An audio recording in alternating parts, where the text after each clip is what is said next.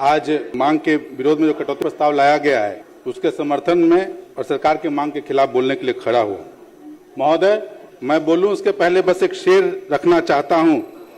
देखोगे तो हर मोड़ पे मिल जाएंगी लाशें, ढूंढोगे तो इस शहर में कातिल न मिलेगा। और आज मोटा मोटी व्यवस्था बिहार में महोदय ऐसी ही है। हर जगह क्राइम हो रहा है, हर जगह व्यवस्था खराब चल रही है, लेकिन हर जगह इनको गुलजार दिख रहा है। समस्या समझ में आती है महोदय, कोई भी सरकार हो, सत्ता में कोई भी सरकार चल रही हो, किसी की भी सरकार हो, वो इकबाल से चलता है। और अगर सरकार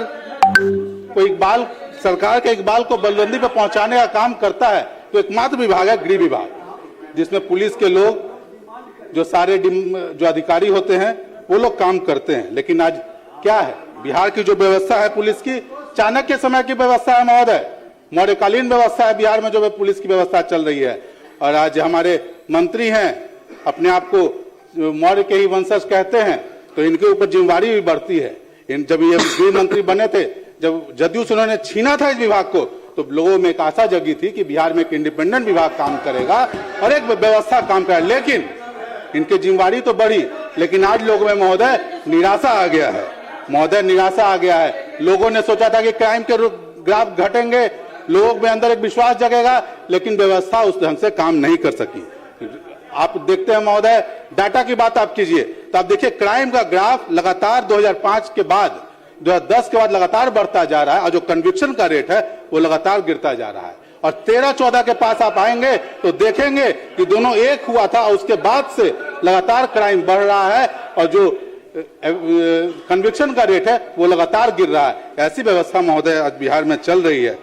धारणा आप समझ सकते हैं महोदय, इनके जो कुछ शुरू के समय में कुछ कानून व्यवस्था में काम हुआ था, लेकिन आप सिर्फ शुरू की व्यवस्था पे और लगातार 20 और 21 साल की सरकार आप नहीं चला सकते हैं महोदय। आपको अपनी जिम्मेवारी आपको लेना होगा। एक आंसू पर हुकूमत के लिए, एक आंसू भी हुकूमत के लिए खतरा है, और तुमने देखा नहीं आंखों का समुद्र होना। यहाँ बिहार में हर जिले में, मैं जिले का नाम क्या लूं महोदय, हर जिला का कोई ना कोई व्यवस्था। जहानाबाद में आप देखिए नीट बच्ची के साथ क्या हुआ, उसी तरह की घटना औरंगाबाद में हुई, किसी ने आवाज तक नहीं सुनी महोदय। औरंगाबाद में ही 3 बच्चियों, दलित बच्चियों घर से गायब हो गई, आज तक किसी ने नहीं देखा। हम सरकार के साथ खड़े हैं महोदय। हम चाहते हैं कि सरकार कानून व्यवस्था में सकारात्मक काम करे। कोई नेता हो, चाहे किसी भी दल का हो, किसी की भी सरकार हो, सारे लोग चाहते हैं कि शांति व्यवस्था से काम हो। कोई नहीं चाहता है कि उसके समय में अशांति फैले। लेकिन अगर हम अपराधियों का संरक्षण देते रहेंगे, अगर हम कन्विक्शन रेट नहीं बढ़ाएंगे, तो व्यवस्था महोदय बिगड़ती है। और शुतुरमुर्ग की तरह सिर्फ बालू में मुंह गिरा लेने से कुछ नहीं होगा। आपको सच्चाई सुननी होगी, आपको उसके ऊपर एक्ट करना होगा। आप देखिए महोदय, लगातार गुंजन खेमका का हत्याकांड, आप देखिए गोपाल खेमका का हत्याकांड, क्या होता है, बेटा मरता है, बाप मर जाता है। आज कहाँ है कन्विक्शन? आप उसी तरह देखिए, जो सहरसा में चाउमीन बेचने वाले की वसूली के लिए हत्या कर दी गई महोदय। बक्सर में पप्पू साहा की हत्या कर दी। कौन लगे? छोटे छोटे व्यापारी हैं महोदय, इनकी हत्या कर दी जा रही है। उसी तरह चकाई में महोदय घटना हुई, चकाई में बमबारी की घटना कुछ दिनों पहले हुई है। क्या हुआ है महोदय? हर जगह जब पुलिस अच्छा काम करती है तो हम उसकी सराहना करते हैं। जहानाबाद में हाल में एक बच्ची गायब हुई थी, पुलिस ने बहुत तत्परता से 3 दिन के अंदर में लेकर, वो लोग बनारस से आए थे, हमने उसकी सराहना की थी। लेकिन आज फिर 3 दिन पहले 3 बच्चियां गायब हो गई हैं उसी जहानाबाद से, उसके कोई खोज खबर नहीं है। लगातार हम लोग प्रयास कर रहे हैं, लेकिन महोदय हमको इस चीज को देखना हो कि ये व्यवस्था जा कहां रही है।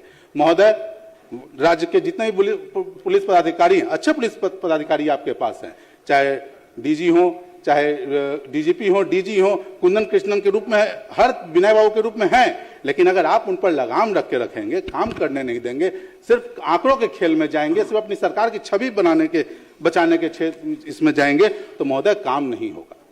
और यही व्यवस्था आप देख रहे हैं कि आपको शराबबंदी की समीक्षा करने की बात कहते हैं तो आप लोगों को बुरा लगता है। लेकिन आपको महोदय देखना चाहिए कि 10 वर्ष हो गए हैं, 10 वर्ष ने आपने क्या खोया, क्या पाया?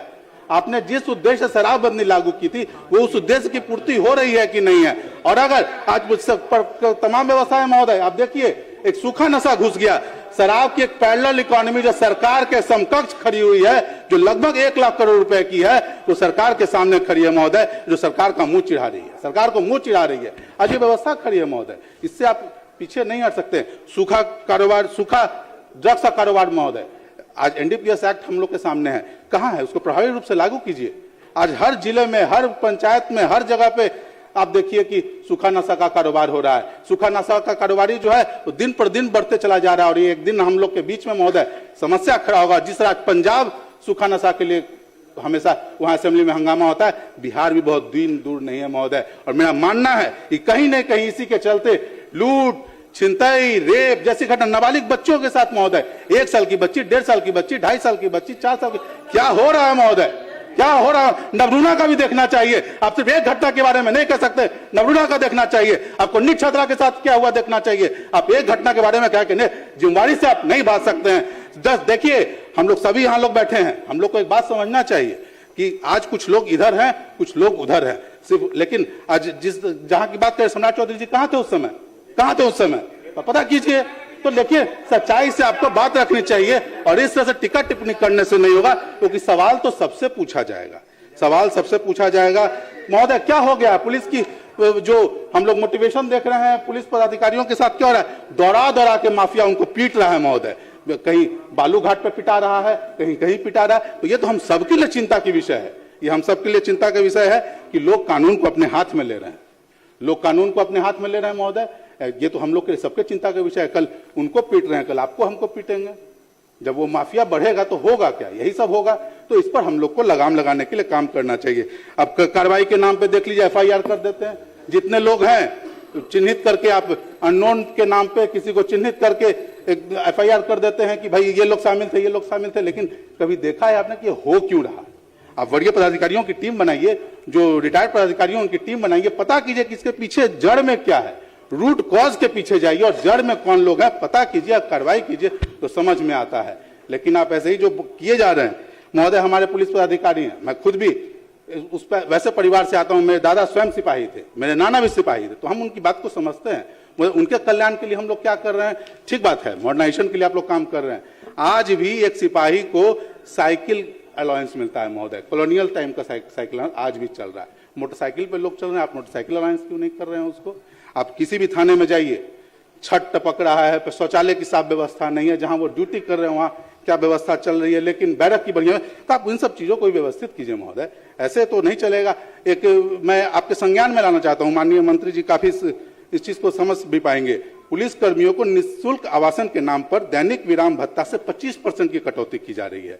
एक बैरक में, एक रूम में या कहीं भी व्यवस्था, मंदिर में, गुरुद्वारा में, स्कूल में वो लोग रहते हैं और उनका 25% कटौती किया जा रहा है। और ये व्यवस्था महोदय 21 से लागू किया जा रहा है। क्यों कटौती कर रहे हैं आप व्यवस्था नहीं दे पा रहे हैं, उसके बाद कटौती कर रहे हैं। छोटे छोटे चीजों को देखना चाहिए। एक तरफ आप जहां इतना खर्चा कर रहे हैं और ये छोटे छोटे चीजों में कटौती कर रहे हैं महोदय। अब बिहार पहले BMP था, बिहार विशेष सशस्त्र पुलिस, सभी लोग के सुरक्षा में भी लगे हुए हैं। आप 11 बैच के सिपाहियों को जो जिला बल से थे उनको आपने PTC करा दिया, लेकिन बाकी जो सशस्त्र पुलिस के लोग थे उनका अभी तक प्रमोशन ग्रेड पे नहीं हुआ। अभी 2008 से वो वहीं पे खड़े हैं जहां पहले खड़े थे। तो उस पर महोदय आपको समीक्षा करके करना चाहिए। महोदय हम लोग देखते हैं सिपाही की जो आजकल रिक्रूटमेंट हो रहा है, आप देखिए, हमारा मानना है कि सिपाही को पहले तो एक तंदुरुस्त और बुलंद होना चाहिए। तो आप व्यवस्था कीजिए कि उनका पहले फिजिकल टेस्ट हो, फिर उसके बाद आप उसमें रिटन एग्जामिनेशन लीजिए। आप देखिए, हाल के एक अखबार में छपा हुआ था कि सिपाहियों के अंदर BP, ब्लड शुगर, आंख में कमजोरी, तो इतना न कड़ा परीक्षा आप ले रहे हैं कि वो सब बीमारी का शिकार हो जा रहा है। जब तक वो लोग नौकरी में आता है तब तक वो आधा बीमारी, तो आंखें खराब हो जा रहा है उसका, तो कर क्या पाएगा पढ़ने के। तो उसको जो है महोदय अलग से इसकी व्यवस्था करें कि उसका फिजिकल टेस्ट पहले हो और फिजिकल टेस्ट के बाद रिटन टेस्ट हो। महोदय आप देख रहे हैं सारे लोग अपने बच्चों के लिए परेशान हैं, वैसे ही परेशान वो भी होते होंगे। तो आपको एक व्यवस्था करनी चाहिए अपने, ताकि उनकी बच्चों की निःशुल्क शिक्षा व्यवस्था हो।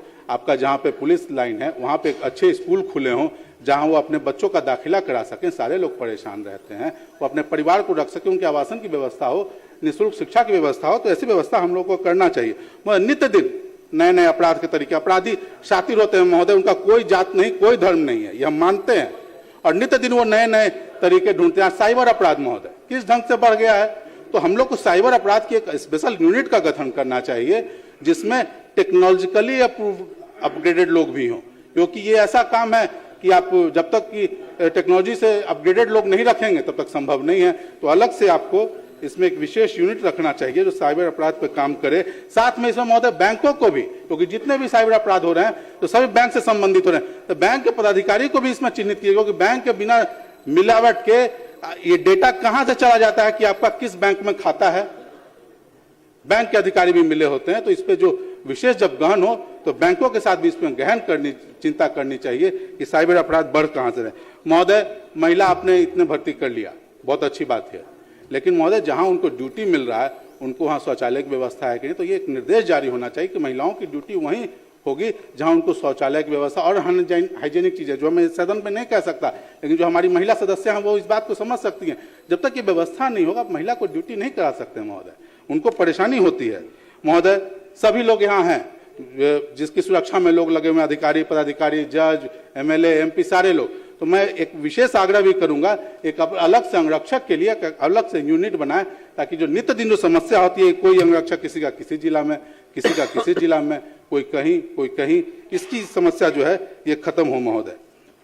महोदय, नित्य दिन बिहार में महिलाओं पर अत्याचार बढ़े जा रहे हैं, इस पर महोदय हम लोग ये नहीं कर, लेकिन आप जवाबदेही से भाग नहीं सकते हैं। आपसे पुरानी बातों को याद करा के आप इस जवाबदेही से भाग नहीं सकते हैं कि ये घटना क्यों हो रही है, इसके कारण को आप नहीं समझने का प्रयास कर रहे हैं। आप सिर्फ आंकड़ों के खेल के पीछे अपने आप को दबाने का कोशिश कर रहे हैं। तो आंकड़ों में भी जाइए कि आपका जो गैप है, जितने आपके पास सैंक्शन पोस्ट हैं और जितने पुलिसकर्मी आपके पास अवेलेबल हैं, वो परसेंटेज क्या है, क्या वो परसेंटेज बढ़ा है, वो गैप बढ़ा है या गैप घटा है, इन सब चीजों को देखना होगा। महोदय, हम लोग नित्य दिन गांव में देहात में जाते हैं, हम देखते हैं मोटरसाइकिल, ट्रैक्टर, सबमर्सिबल, बिजली विभाग का ही ढेरों चोरी का सामान चोरी हो जाता है। तो इन सब चीजों पे पुलिस बल को विशेष अपना ध्यान देना चाहिए महोदय। दारू तो खैर मैं कह रहा हूं महोदय कि दारू और बालू में जो लोग संलिप्त हैं सारे लोगों को मालूम है, एक तो पुलिस को इससे अलग करना चाहिए और जो लोग हैं उन लोगों को चिन्हित करके उनके जो भी संपत्ति है उसको सरकार को जब्त करना चाहिए। जब तक आप मैसेज नहीं देंगे तब तक कुछ होना नहीं है। महोदय, हमने अलग से बताया एनडीपीएस एक्ट के बारे में। एनडीपीएस एक्ट में प्रावधान है, हमारे राज्य को उसमें पहले से सचेत हो जाना चाहिए, क्योंकि जिस तरह से नशा का कारोबार बढ़ रहा है महोदय, आप कह रहे थे कि संरक्षण नहीं है, कैसे नहीं अपराधियों को संरक्षण है, आप समाप्त करें, समय आपका समाप्त। हाँ महोदय, मैं एक टेबल पे एक रखना चाहता हूं महोदय। ये एक घोसी थाने का घटना है 21/2021। इस घटना में महोदय एक बच्चा जो गिरजेश कुमार नाम का था, 22 साल का, पुलिस के कस्टडी में उसकी डेथ हो जाती है।